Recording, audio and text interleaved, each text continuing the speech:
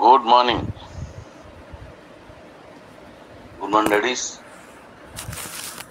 ఈరోజు మనం నిన్న కొన్ని డౌట్స్ వచ్చిన వాటిలన్నింటికి మన కుటుంబ సభ్యుల నుంచి వచ్చిన కొన్ని డౌట్స్కి ఈరోజు సమాధానం చెప్పాలనుకుంటున్నాను.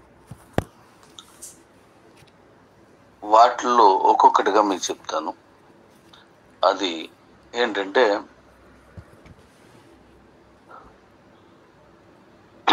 మనం మెర్జ్ చేసుకున్నాం. ఆ మెర్జ్ చేసుకున్నటువంటి అకౌంట్స్ ఏవైతే ఉన్నాయో అవన్నీ కూడా ఒకేసారి మనం పంపించుకోవచ్చా అన్నది ఒక ప్రశ్న. ఎస్, అలా పంపించేసుకోవచ్చు, ఒకసారి పంపించుకోవచ్చు. అలాగే ఒక వ్యాలెట్ని ఎన్ని అకౌంట్స్లోకి మనం పెట్టుకుని మన కాయిన్స్ని వ్యాలెట్లో పంపించే ఛాన్స్ ఉంటుంది. దీనికి సమాధానం, ఒక వ్యాలెట్ని మీరు ఏ అకౌంట్కైనా పెట్టుకొని, ఎన్ని అకౌంట్లు పెట్టుకొని మీరు మీ కాయిన్స్ని ఆ వ్యాలెట్లో పంపించవచ్చు. ఈ ప్రశ్న ఎందుకు వేశారంటే, మా ఇంట్లో 4-5 ఉన్నాం. అలా 4-5 ఉన్నప్పుడు 4-5 వ్యాలెట్లు తీసుకోవాల్సిన అవసరం ఉందా? లేదు. అదే వ్యాలెట్ని అన్నింటికి పెట్టుకోవచ్చు. ఇది తర్వాత మరొక ప్రశ్న ఏంటంటే, నా దగ్గర నేను కాయిన్ని కొనుక్కొని ఉన్నాను. సేలబుల్ కాయిన్ నేను కొనుక్కున్నాను. 10 రూపాయలకు కొనవచ్చు, 20 రూపాయలకు కొనవచ్చు, 50 రూపాయలకు కొనవచ్చు, అంతకంటే ఎక్కువ కొని ఉండొచ్చు. మరి అలాంటప్పుడు మీరు దాని విలువని ఎలా కట్టి నాకు బీసీట్లోకి నా కాయిన్స్ ఇస్తారు? నేను కొనుక్కుంది ఎంతో మీకు తెలియదు కదా అని అడగడం జరిగింది. దీనికి సమాధానంగా నేను ఇచ్చే సమాధానం ఏంటంటే, దానికి సమాధానం ఏంటంటే, ఎక్కువ డబ్బులకు పెట్టుకునే వాళ్ళు తక్కువ మందే ఉంటారు. ఎందుకంటే మన బీసీటీలో 100 రూపాయలు కొను ఉన్నారు అనుకుందాం. ఆ 100 రూపాయలు కొనుక్కున్నప్పుడు అది లాక్ చేసి 100 రూపాయలకి కొనుక్కొనిలా చేసాం. అప్పుడు మనం 100 రూపాయలు పైకి వెళ్తుంది అని ఎక్స్పెక్ట్ చేసినప్పుడు 100 రూపాయలకి దాటలేదు. ఆ 100 రూపాయల దగ్గరే కొన్ని లక్షల కాయిన్స్ స్టేక్ అయిపోయాయి, అక్కడ అలా నిలబడిపోయి. అంటే 100 రూపాయలకు కొన్నారు. దానికి ఏం చేస్తున్నాం అంటే, మనం 100 రూపాయలు కొన్న కాయిన్ని 100 రూపాయలుగానే తీసుకుంటున్నాం. ఇది ప్రధానమైన ఒక సమాధానం, అంటే సమస్య. దానికి ఇప్పుడు నేను చెప్తున్నాను, వినండి. 100 రూపాయలకు కొనుక్కున్న కాయిన్స్ని 100 రూపాయలకే తీసుకుంటున్నాం. ఎలా?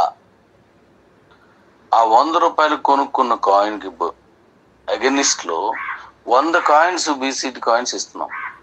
100 బీసీటీ కాయిన్స్ ఇస్తున్నాం. కాయిన్ని రూపాయికి లోపు కాకుండా నేను యూటిలిటీలో పెడుతున్నాను. నేను యూటిలిటీలో 1 రూపాయికి తగ్గకుండా నేను తీసుకుంటున్నాను. మీరు పైసా కమ్మినా, 10 పైసలు కమ్మినా, 50 పైసలు కమ్మినా, 99 పైసలు కమ్మినా, మళ్ళీ మీరు పైసా కంటే తక్కువ కమ్మినా, నేను తీసుకునేది 1 రూపాయికి. మరప్పుడు 100 రూపాయలకి 100 కాయిన్స్ ఇచ్చి 1 రూపాయికి నేను తీసుకున్నప్పుడు ఒక కాయిన్ 100 రూపాయలకే తీసుకున్నట్టే కదా. మరి అదే కాకుండా ఈ 100 రూపాయలకు కొన్న కాయిన్కి అర కాయిన్ నేను అప్పుడే కల్పిస్తాను. అది వాళ్ళు పెట్టిన పెట్టుబడికి కొంత లాభంలాగా ఇవ్వాలనేసి. అప్పుడు ఎంత అయింది? 100 రూపాయలకి అర కాయిన్ కలిసింది కాబట్టి 1.5 కాయిన్. 1.5 కాయిన్కి మనం ఎంత ఇస్తున్నాం? 150 రూపాయలకి తీసుకుంటున్నాం. అంటే 150 కాయిన్స్ ఇస్తున్నాను. అప్పుడు ప్రతి 100 రూపాయలకు కొనుక్కునేది కూడా 150 రూపాయలకి నేను తీసుకుంటున్నాను. ఓకే కదా. కాయిన్ రేట్ అంతకంటే పెరిగింది అనుకోండి, అంతకంటే ఎక్కువ వస్తుంది. ఇది అందరూ గమనించి దీని మీద మాట్లాడుకొని దీన్ని క్లారిటీ చేసుకోండి. ఓకేనా. ఇక రెండవది, బీసీటీలో మీకు నచ్చినంత రేటుకి కొనుక్కోండి అని వదిలేసినప్పుడు మనం వెళ్ళిన రేట్ ఎంత అంటే ₹1 నుంచి ₹17 వరకు వెళ్ళింది. ₹17 వరకు. కాబట్టి ఇక్కడ ఏం చేస్తున్నానంటే, అలా బీసీటీలో ఉన్న కొనుక్కొని స్టేకింగ్లో ఉన్నాయి కానీ, కొనుక్కొని మరి ఏ రూపంలో కూపన్ రూపంలో ఉన్నాయి కానీ, కొనుక్కొని ఉంచుకుని కానీ, అమ్మకానికి పెట్టుంచినవి కానీ, అమ్మకుండా ఉన్నవి కానీ, ఇవేవైనా సరే ₹17 కంటే లోపే కదా ఉన్నాయి కొనుక్కున్నవన్నీ. కాబట్టి ఇలా ఉన్న ప్రతి కాయిన్ని కూడా బీసీట్లో ఉన్నవి ఒక కాయిన్కి ₹50 రేటు కట్టి దానికి 50 కాయిన్స్ యాడ్ చేసి ఒక కాయిన్ని ₹1 తీసుకుంటున్నాను. అంటే ప్రతి కాయిన్ని ₹50 విలువ కట్టాం మనం. ₹50. మనం ఇప్పుడు అనుకోవచ్చు, ఇప్పుడు మన కాయిన్ అంత రేటుకి వెళ్తుందా అని. ₹1 ఉన్న చాలు కదా, ఆ రేటుకి వెళ్తుంది. ₹1 ఉన్నా నేను తీసుకుంటున్నాను, తక్కువకి వెళ్ళినా సరే అంతే తీసుకుంటున్నాను. కాబట్టి ఇది కూడా మీరు గమనించండి. ఇక రెండవది, దీని తర్వాత మూడవది, మన కిబోలో ట్రాన్స్ఫర్ ఆప్షన్లో చాలా కాయిన్స్ కొనుక్కున్నారు. ఆ ట్రాన్స్ఫర్ ఆప్షన్లో ఎలాగంటే, మీరు ₹5 నుంచి మొదలైంది. మొదట 2022 మార్చి 30 నుంచి ₹5 నుంచి మొదలైంది. అది క్రమేపీ వాళ్ళ అవసరాల కొద్ది, వాళ్ళ మోటివేషన్ స్పిరిట్ కొద్ది, అవతల వాడు కొనుక్కునేటువంటి అవసరం కొద్ది లేదా ఆలోచన కొద్ది అది ₹50 వరకు వెళ్ళుండొచ్చు. లోపే ఉంటుంది కానీ అంతకంటే ఎక్కువ చాలా తక్కువ ఉంటాయి. ఆ ఎక్కువ వెళ్ళిన కాయిన్స్ని మనం తీసుకుంటే ఇప్పుడు 1440 కోట్లు చాలదు. నేను అన్ని లెక్కేసే చేశాను. ఒక్క కాయిన్ కూడా నేను ఉంచుకోకుండా నేను మొత్తం పనిచేస్తున్నాను అవి. ఓకే. ఇప్పుడు బీసీటీ మాదిరిగానే కిబోలో కూడా ఒక్క కాయిన్ ₹1 కూడా ఈ మధ్యకాలంలో నమ్మారు. సో ఈ కిబోలో ఉన్న ప్రతి కాయిన్ని ₹50 రేటు కట్టి 50 కాయిన్స్ ఇచ్చి కాయిన్ ₹1 తీసుకుంటున్నాం మన యూటిలిటీలో. అంటే ప్రతి బీసీటీ కాయిన్కి 50 కాయిన్స్ వస్తాయి. ప్రతి కిబో కాయిన్లో ఉన్న శాలబుల్ కాయిన్స్కి, కిబోలో ఉన్న శాలబుల్ కాయిన్స్కి 50 కాయిన్స్ వస్తాయి. మీ దగ్గర ఒక కాయిన్ ఉన్నా సరే 50 కాయిన్స్ వస్తాయి శాలబుల్ కాయిన్. మరి మీకు 1 year తర్వాత 0.25 వచ్చిన కాయిన్స్ కూడా, ప్రతి కాయిన్కి కూడా 50 కాయిన్స్ మనం ఇస్తున్నాం. 100 కాయిన్ ఉన్న వాళ్ళకి మన 0.25 అంటే ఎంత, కాయిన్లో 25%. అంటే ఒక కాయిన్కి 50 అంటే 12.5 కాయిన్స్ వస్తున్నాయి. ఇక్కడ పావు కాయిన్ ఉన్న వాళ్ళకి కూడా 12.5 కాయిన్స్ ఇస్తున్నాం. అంటే ₹12.5 కట్టాం పావు కాయిన్ కూడా. అంటే కాయిన్కి ₹50 రేటు కట్టి దాన్ని ఇప్పుడు నేను రిలీజ్ చేస్తున్నాను. ఈ విషయాన్ని క్షుణ్ణంగా గమనించండి డడీస్. అలాగే మరొకటి ఇదేంటంటే, మీ WUSలోనూ క్యాష్ ఉంది. అది ఆల్రెడీ కూపన్స్ కోసం చాలా వరకు వాడుకున్నారు. ముందుగా నేను చెప్పినంత ఇప్పుడు అక్కడ లేదు. అలాగే ఎక్స్చేంజ్లో క్యాష్ ఉంది. అవి విత్డ్రాస్ పోను మిగిలిన క్యాష్ ఎంత ఉందో అంత కూడా. ఇవి నేను ఆల్రెడీ నేను చెప్పడం జరిగింది. మరొక్కసారి చెప్తున్నాను. వచ్చే నెల 10 నుంచి ఆ పేమెంట్స్ ఇవ్వడం జరుగుతుంది. మరి గతంలో ఫిబ్రవరిలో 28కి ఇచ్చేస్తానని అన్నాను. తర్వాత మార్చి 31కి ఇది క్లోజ్ చేద్దామని అనుకున్నాం.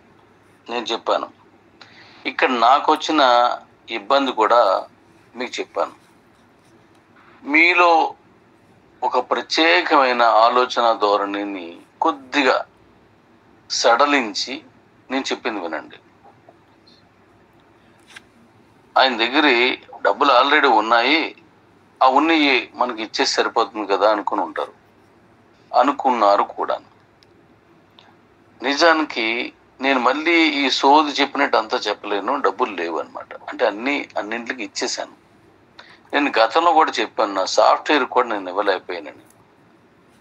అందువల్లే నేను నా అసెట్స్ సేల్ చేస్తున్నాను అని. ఇప్పుడు రిసార్ట్ నేను సేల్ పెట్టేసి ఉంచాను. ఆ పక్కన ఉన్న సైటు సేల్ అలా కొన్ని సైట్లు పెట్టాను. పెడితే దానికి మార్చి అకౌంట్స్ అని అదని ఇదని కొన్ని రాలేదు. ఇప్పుడు నేను దాన్ని పెట్టి ఉంచాను. మనకి తెలిసిన వాళ్ళు ఎవరున్నా చేయనని కూడా చెప్పాను. నేను ఎవరు చేసినా పర్లేదు, క్లోజ్ చేసుకుందాం అని చెప్పాను. ఆ పనిలో నేనున్నాను. ఇది గమనించవలసిందిగా కోరుతున్నాను. అయితే ఇప్పుడు మార్కెట్ చేస్తున్నారు ఆయన, మరి ఆ మార్కెట్ చేసి నాకు ఇచ్చేయచ్చు కదా అని కూడా అనుకుంటారు. మార్కెట్ చేసింది ఒక ప్లాన్లో, ఒక విధానంలో నేను కొన్ని కంపెనీస్ని కలుపుకొని నేను చేస్తున్నాను. ఇప్పుడు అది నేను తీసుకొని ఇక్కడ ఇచ్చడానికి కావదు. ఇన్ కేస్ ఆఫ్ ఇచ్చాను అనుకోండి, తర్వాత నేను ఇంకే పని చేయలేను. ఇక్కడ WESలో కానీ ఎక్స్చేంజ్లో కానీ ఉన్న వాళ్ళు ఎంతమంది తెలుసా?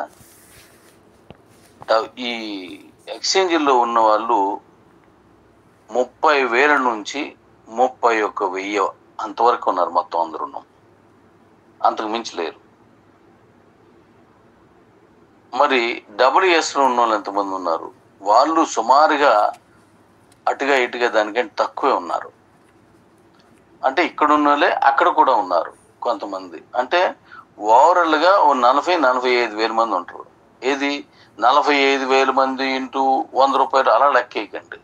అది ₹1 నుంచి కూడా ఉన్నారు, రూపాయి కంటే లోపు కూడా ఉన్నది. దాని దగ్గర పైసల్లోకి వెళ్ళిపోయింది కదా, దాని కింద కూడా ఉన్నారు. అలా చూడడానికి లేదు. అందులో ఉన్న క్యాష్ని కేవలం ఈ 50,000 మంది కంటే లోపు ఉన్నారు. ఈ 100 రూపాయల పైన ఉన్న చాలా తక్కువ మంది, ఈ లోపు ఉన్న ఎక్కువ మంది ఉన్నారు. వీళ్ళని దృష్టిలో పెట్టుకొని నేను ఇప్పుడు ఇచ్చేస్తే లక్షలాది మంది ఉన్నటువంటి మన దీంట్లో మిగిలిన వాళ్ళకి న్యాయం చేయడానికి, మిగిలిన వాళ్ళని మనం అనుకున్న ప్లాన్లో తీసుకెళ్ళి ఇన్కమ్ చూపించడానికి వీలు పడదు కదా. ఒక క్షణం ఆలోచించండి మీరు. ఎవరు ఎలాగైనా పర్లేదు ఇది క్లోజ్ చేసేసుకుందాం అని నేను అనుకున్నాను అనుకోండి, అప్పుడు పర్లేదు. కానీ ఇక్కడ నేను అలా అనుకోవట్లేదు. అందరూ మళ్ళీ యథావిధిగా వచ్చి మంచి దారిలోకి రావాలి, మంచి లైఫ్లోకి రావాలని నేను ఎదురు చూస్తున్న వ్యక్తి. అందువల్ల ఆయన ఏం చెప్పినా నేను వినను అనుకుని మొండికేసి కూర్చునే ధోరణి నుంచి బయటికి రండి. ఎప్పుడూ ఒక విషయాన్ని నేను వ్యక్తిగతంగా చెప్తున్నాను. 2 విషయాలు నేను చేస్తూ ఉంటాను. ఎప్పుడు నేను 2 విషయాల్ని ప్రత్యేకంగా ఫాలో అవుతూ ఉంటాను. అయితే ఆ 2 విషయాలు ఏంటంటే, ఒక విషయం తెగే వరకు లాక్కూడదు, అలాగే తెగేలాగా కూడా లాక్కూడదు. ఏ విషయాన్నైనా సరే మీ వ్యక్తిగత జీవితాల్లో కానీ, మీ స్నేహ సంబంధాలు, కుటుంబ సంబంధాలు, భార్య పిల్లల మధ్యలో ఉన్న సంబంధాలు ఏవైనా కావచ్చు, ఆర్థిక సంబంధాలు ఏవైనా కావచ్చు, తెగే వరకు లాగొద్దు, తెగిపోయేలాగా కూడా లాగొద్దు. ఇది నా వ్యక్తిగతమైన సూత్రం, పాటిస్తూ ఉంటాను. దీంట్లో మనకి మంచి జరుగుద్ది కానీ చెడు జరగదు. ఒకసారి ఆలోచించండి. తెగే వరకు లాగేసిన తర్వాత మనం చేసేది ఏమీ ఉండదు. అవతల వాడిలో బరి తెగింపు రావడం.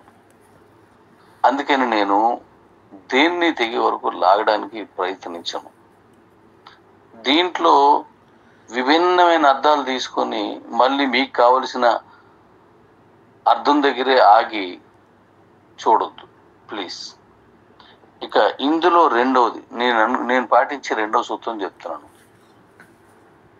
గెలిచే వరకు పోరాడాలి లేదా గెలిచేలాగా పోరాడాలి.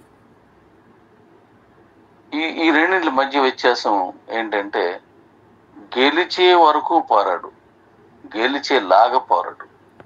గెలిచేలా పోరాడడం అంటే ఓ మంచి ప్లాన్ తీసుకొని వచ్చి మనం ఎగ్జిక్యూట్ చేసి గెలవడం అంటే గెలిచేలా పోరాడుతున్నాం. అయితే అందులో అనివార్య సమస్యలు రావచ్చు. మన ప్లాన్ని డిస్టర్బ్ చేసేవాళ్ళు కానీ, మన ప్లాన్ని ఎడ్యుకేషన్లో ఇబ్బందులు కానీ, అనేక రకాలైన ఇబ్బందులు రావచ్చు. అప్పుడు గెలిచేలా పోరాడుతున్న మనకి ఆటంకం వస్తుంది. అప్పుడు ఏం చేస్తాం? గెలిచే వరకు పోరాడాల. రెండవ సూత్రం, ఇందులోనున్న రెండవ పార్ట్, గెలిచే వరకు పోరాడాలి. అంతేగాని మనం అనుకున్న లక్ష్యాన్ని నుంచి పక్కకి వెళ్ళకూడదు. ఈ రెండు నేను పాటిస్తూ ఉంటాను. అందులో భాగంగానే ఇప్పుడు మనం అనేక రకాలుగా నేను చేసుకుంటూనే వచ్చాను, ఇప్పుడు చేస్తున్నాను.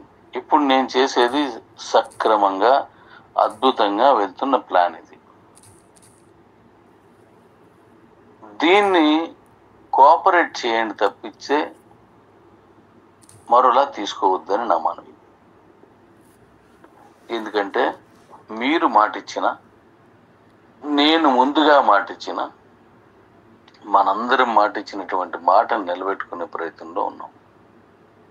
ప్రయత్నించడం అంటూ జరిగితే జయించే వరకు ప్రయత్నం ఆపకూడదు అనుకునేటువంటి మనస్తత్వం ఉన్నది. నా వ్యక్తిగతంగా చెప్తున్నాను. అయితే దీనికి సహకరించండి. అంతేగాని ఇది ఇలాగా అది అలాగా అని చెప్పేసి మళ్ళీ దాని మీద విభిన్నమైన ధోరణిలోకి దీన్ని వ్యవహారాన్ని తీసుకెళ్ళొద్దు. మనలోనే అర్థం చేసుకునే వాళ్ళు ఉన్నారు. ఒకవేళ ఎవరైనా దీని మీద వేరేలా ఉన్నప్పుడు వాళ్ళకి అర్థమయ్యేలా చెప్పే ప్రయత్నం చేయవలసిందిగా కోరుతున్నాను. ఇప్పుడు నేను వర్క్ చేసుకెళ్తున్నాను. రేపు ఈ నెలలోనే నేను ఈ ప్రోడక్ట్ లాంచింగ్ అని చేసేస్తున్నాను. దాని నుంచి వెళ్ళినప్పుడు చక్కగా అందరికీ ప్రోడక్ట్ వెళ్ళిపోద్ది. కాయిన్ ఇచ్చేసి దాని ప్రొడక్ట్ లాంచింగ్ తీసుకెళ్తున్నాను. ఈ రెండింటి వల్ల మీకు ఖచ్చితంగా మీకు జరుగుతుంది. నేను ఆల్రెడీ నిన్ను చెప్పాను, బర్న్ చేస్తాను, అది లైవ్లో చేస్తాను, మీ సమక్షంలో చేస్తాను అని. దీన్ని కూడా అర్థం చేసుకోవాల్సిందిగా కోరుతున్నాను. అలా బర్న్ చేస్తున్న కొలిది పెరుగుతుంది. మనకున్న సమస్యల్లో ఎవరున్నారో వాళ్ళు అమ్మేసుకుంటారో వాళ్ళు అమ్ముకునేయండి.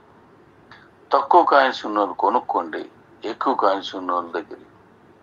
ఎక్కువ కాయిన్స్ ఉన్న వాళ్ళకి అవసరం ఉంటే అమ్మేసుకోండి. తక్కువ కాయిన్స్ ఉన్న వాళ్ళు కొనుక్కుంటారు. వీళ్ళు కొనుక్కుంటారు లేదో నాకు అనవసరం, నేను యూటిలిటీలో పెడతాను.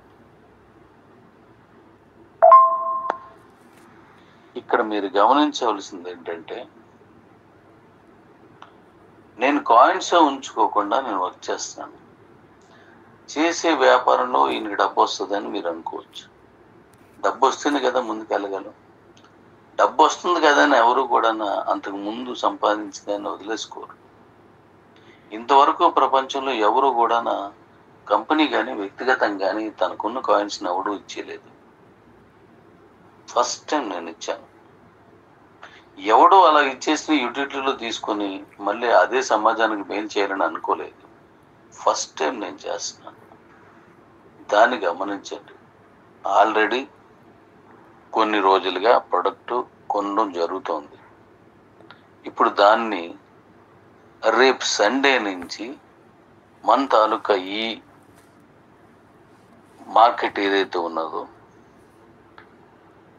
దాంట్లోకి దీన్ని తీసుకెళ్తున్నాను. ఆన్లైన్ మార్కెట్లో రేట్లు, ఆఫర్లు, డిస్కౌంట్స్ ఇవన్నీ కూడా అందులో పెడుతున్నాను. ఈలోగా మన కాయిన్కి సంబంధించిన అనేక విషయాలు మీ ముందు తీసుకొస్తాను. ఈ ఆడిటింగ్ కావచ్చు, మిగతా ఇతరత్ర ఏవైతున్నాయో అవన్నీ కూడా మీ ముందు తీసుకొస్తాను. దీన్ని తప్పనిసరిగా గమనించండి. మీరేదైనా వ్యాపారాలు చేస్తున్నా, మీరు ఏదైనా ఇలాంటి ఒక కమ్యూనిటీ బేస్డ్ ఏదైనా చేస్తున్నా మీ పనులు మీరు చేసుకోండి. నేను గతంలో చెప్పడం జరిగింది, మనం చేసిన ప్లాన్ మంచిదైతే అందరూ మనం సపోర్ట్ చేస్తారు. మనం చేస్తున్న ప్లాన్లో ఇన్కమ్ ఉంటే అందరూ ఆ విధానంలోకి వచ్చేస్తారు.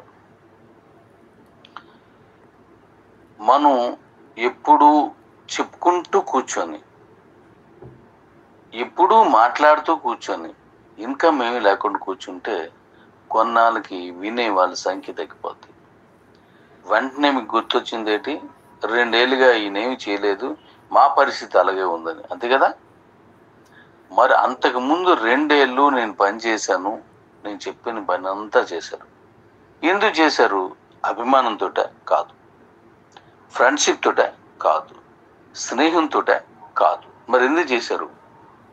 డబ్బు వస్తుంది కాబట్టి, మనకి మంచి జరుగుతుంది కాబట్టి. దాని ద్వారా ఇది అందరూ ఇంతే, ఇందులో ఎవ్వరు తీసుకోవడానికి నాతో సహా ఎవరు ఉండరు.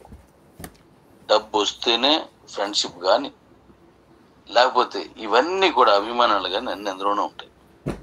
కాబట్టి ఇన్కమ్ వచ్చేలా 2 ఏళ్ళు చేశాను, ఇన్కమ్ లేకుండా 2 ఏళ్ళు ఉన్నాను కాబట్టి కొంచెం మనం దీనికి దూరంగా ఉండి నేను చెప్పుకుంటూ వచ్చాననే భావన మీకు వచ్చింది. ఇప్పుడు నేను ఇన్కమ్లో ఒక అద్భుతాన్ని క్రియేట్ చేయబోతున్నాను. దానికి మీరు రండి అని చెప్పాను. రాలేనోని నేను బలవంతం చేయలేను. మీరు వచ్చినప్పుడు మీరు వస్తారు, నేను చేసుకెళ్ళిపోతున్నాను. దీన్ని కోఆపరేట్ చేయండి. మీరు ఏ బిజినెస్ చేస్తున్నారో అందులో కూడా ఇన్కమ్ చూపించండి. ఎప్పుడు మనం మాట్లాడుకుంటూ ఉంటే బోర్ కొడుతుంది అందరికీ. ఇప్పుడు మీ అకౌంట్స్ని ఇలా చేయండి, కాయిన్ తీసుకోండి, దాన్ని మళ్ళీ మీరు గ్రోసరీ రూపంలో మార్చుకోండి అని నేను చెప్పాను. ఎందుకు? ఆ గ్రోసరీ లేకపోతే మనం రోజు గడవదు, అసలు రోజు గడవదు. కాబట్టి మనం రోజు చేస్తున్న పనే మిమ్మల్ని చేయమని అన్నాను. కొత్తగా ఏ పని మీకు చెప్పలేదు, మీకు అందులో ఇన్వెస్ట్మెంట్ కూడా చెప్పలేదు. కొనుక్కోండి అంతే. దీన్ని అద్భుతంగా మీకు వెళ్తుంది. ఖాళీ అకౌంట్ను కూడా నేను ఒక ఖరీదు కట్టి తీసుకుంటున్నాను. ఎందుకోసం? ఒక క్షణం ఆలోచించండి. నా కమ్యూనిటీ కోసం తీసుకుంటున్నాను. నా కమ్యూనిటీని మళ్ళీ నేను వాళ్ళ మనసు దోచుకోవాలి, వాళ్ళ మళ్ళీ నా దగ్గర నుంచి కలిసి పనిచేయాలన్న ఒకే ఒక కారణంతో నేను ఆ ఖాళీ అకౌంట్ను కూడా ఇస్తున్నాను. ఎవరు ఇస్తారు అలాగా? మీరు ఎవరైనా ఇచ్చే ఉద్దేశం ఉంటే ఇచ్చేలా మీ దగ్గర అలాంటి ప్లాన్స్ ఉంటే, మీరెవరైనా ఇచ్చే ఉద్దేశం ఉన్నా, ఇచ్చే ప్లాన్ మీ దగ్గర ఉన్నా, ఇది సాహసోపేతమైనటువంటి మార్గం. అలా ఇవ్వాలంటే మాటలు కాదు. ఒక వ్యాపారి వ్యాపారం చేస్తున్నప్పుడు తన లాభంలోంచి డిస్కౌంట్ ఇస్తాడు, తన లాభంలోంచి ఆఫర్ ఇస్తాడు, తన లాభం నుంచే అక్కడ పనిచేసే వాళ్ళకి రెంట్లకి, కరెంట్కి, ట్రాన్స్పోర్ట్కి అన్నింటికి కడతాడు. తన లాభంలో నుంచే ట్యాక్స్లు వగేరలు అన్నీ కడతాడు. అంటే తన లాభంలో నుంచి అన్నీ చేస్తాడు. మరి నేను చేస్తున్నటువంటి వ్యాపారంలో కూడా ఇవన్నీ ఉంటాయి. ఇవన్నీ ఉండగా ఒక ఖాళీ అకౌంట్ని కొనుక్కుంటున్నాను అంటే నేను నా లాభంలో నుంచే వెలిగిస్తున్నాను. అంటే ఏంటి? మీ అభిమానం నాకు కావాలి అని చెప్తున్నాను. భగవంతుడికి కూడా కోరిక కోరలేని దండం బహుశా ఉండదు. కోరిక కోరలేని దండం, ప్రార్థన, పూజ ఉండదు. తప్పుగా ఎవరు తీసుకోవద్దు. మిమ్మల్ని మీరు నిశితంగా పరిశీలించండి. కోరిక అంటే డబ్బు కావాలి వగేరలా ఇవన్నీ కాకపోవచ్చు. నేను బతికుండాలని కూడా, రేపు వచ్చే క్షణం వరకు నేను హ్యాపీగా ఉండాలని కూడా, ఆ హ్యాపీలో నా కుటుంబం ఉండాలి. నేను హ్యాపీగా ఉండాలంటే నా కుటుంబం కూడా హ్యాపీగా ఉండాలి. నా కుటుంబం హ్యాపీగా ఉండాలంటే దాని డబ్బులు కావాలి, దానికి అనేకం కావాలి. ప్రశాంత చెప్పకపోయినా ఒక్క పదార్థంతో మొత్తం చెప్పొచ్చు, దేవుడికైనా సరే. కాబట్టి ఆయనకు కూడా చెప్పినప్పుడు ఏదో ఒక ఆశించి చేస్తాం మనం. అలాగే నేను చేస్తున్న ఈ పనిలో నేను ఖచ్చితంగా నాకు కూడా అలాంటి ఆలోచన ఉంటుంది కదా. కాబట్టి అలాంటి నేను వ్యాపారంలో కూడా మీ ఖాళీ అకౌంట్ నేను కొనుక్కుంటున్నాను. నాకు పెద్ద ఆయన నాకు మెసేజ్ పెట్టాడు, మీరు చేస్తున్నది చాలా సాహసోపేతమైన చర్య అని చెప్పారు. నిజం, అది సాహసోపేతమైన చర్య. నేను ఎదుటివాడిని అనియచ్చు, అది నాకు దొరుకుద్ది, అది దాని రేట్ ఎంతో తెలుసా అని. ఎవరికైనా దేన్నైనా రేట్ ఎంతో మనకు తెలుసు, ఖచ్చితంగా తెలియపోవచ్చు, ఇది విధంగా తెలుసు అంటే అంచనాగా సుమారుగా తెలుసు. ఇప్పుడు కాశ్మీర్లో యాపిల్ ఎంత ఉంటుంది మనకు తెలీదా? మనకు తెలుసు కదా. అయినా సరే ఇక్కడికి వచ్చేసరికి బోల్డ్ రేట్ అయిపోద్ది. దాని వెనక అతను ఎన్ని పనులు ఉంటాయి, అవన్నీ నువ్వు చేయగలిగినప్పుడు ఖచ్చితంగా ఆ పన్ను మనం కూడా చేయొచ్చు. చేయడానికి నువ్వు ముందుకు రావాలి. హిమాలయంలో మంచి రేట్ ఎంత ఉంటుంది? ఆ మంచిని ఐస్గడ్డగా తీసుకొచ్చి దానికి ఆ షుగరు లేదా కలరు కలిపి ఐస్ క్రీమ్ లాగా ఐస్ లాగా ఇచ్చేయచ్చు కదా. అంతెందుకు, ఐస్ క్రీమ్ మామూలుగా చేపలకి వీటికి ఐస్ చల్లదనం కోసం వాడే ఐస్కి వాడేయచ్చు కదా. దానికి కూడా ఒక రేటు, ఒక శ్రమకి రేటు ఉంటుంది, ఆ ప్రయాణానికి రేటు ఉంటుంది, ఆ సమయానికి రేటు ఉంటుంది, అక్కడ పనిచేసే వాళ్ళకి రేటు ఉంటుంది. కాబట్టి ఎవరైనా చేశారనుకోండి ఇలా నాలాగే, కిబో అకౌంట్సే మీకు అవసరం లేదు. ప్లీజ్ తప్పుగా తీసుకోకుండా మన్నించే మనసుతో వినండి. కిబో అకౌంట్స్ మాత్రం తీసుకోవాల్సిన పని లేదు. మన ఇండియాలో అనేక రకాల కంపెనీలు పెట్టి తీసేసినవి, నడుస్తున్నవి, ఆగిపోయినవి ఎన్ని కంపెనీలు ఉన్నాయంటే కోటాను కోట్ల కంపెనీలు ఉన్నాయి. అది అకౌంట్స్ ఉన్నాయి, ఐ మీన్ ఐడి కావచ్చు, అకౌంట్ కావచ్చు, ఎన్నో ఉన్నాయి. వాటన్నింటిలో